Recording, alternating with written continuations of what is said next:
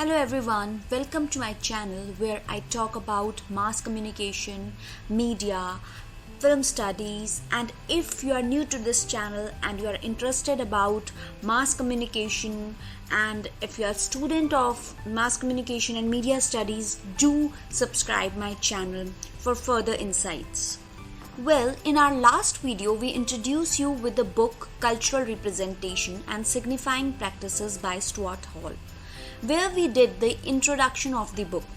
I would suggest you before going through this video, do check out my previous video where you will get a gist about the book.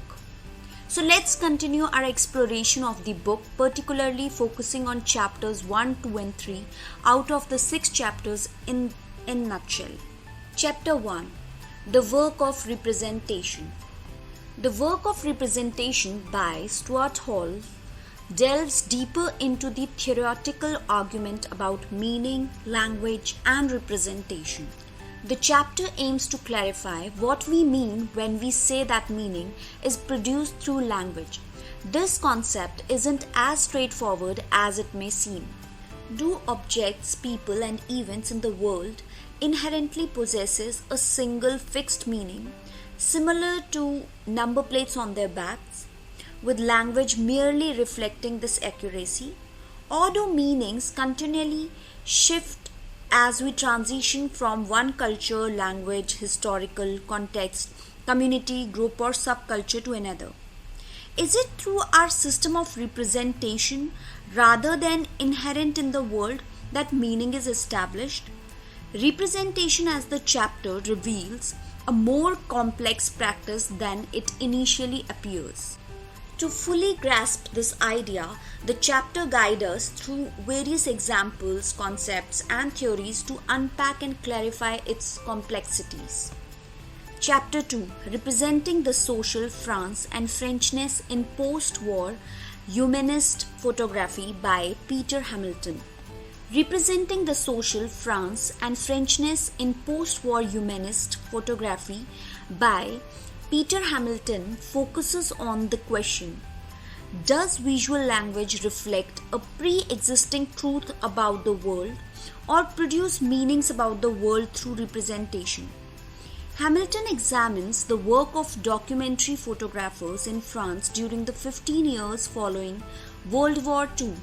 These photographers, according to Hamilton, adopted a representational approach specific to French photography, known as the humanist paradigm.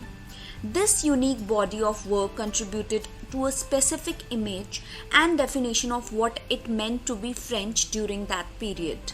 The chapter raises questions about the authenticity of representation, the subtlety of emotions conveyed in images, and whether these images reflect the truth about French society at the time, or if there were multiple truths depending on how they were represented.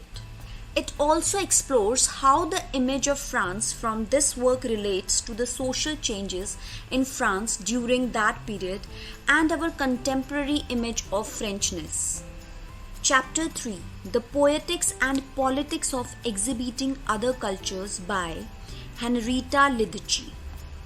Chapter 3 tackles similar questions about representation but within a different context: the exhibition of objects and artifacts from other culture in modern museum. Unlike photography, exhibitions primarily deal with the displays of physical objects within a spatial context. Still, this chapter argues that exhibitions are also a system or practice of representations that functions much like a language.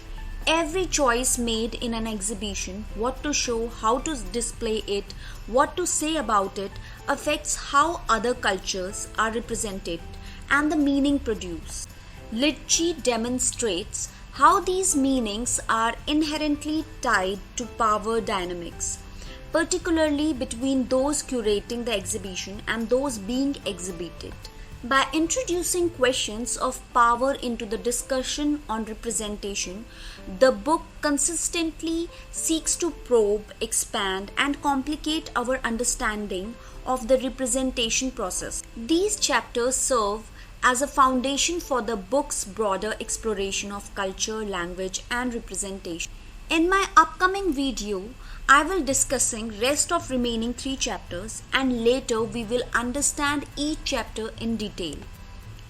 Till then, have a very great day.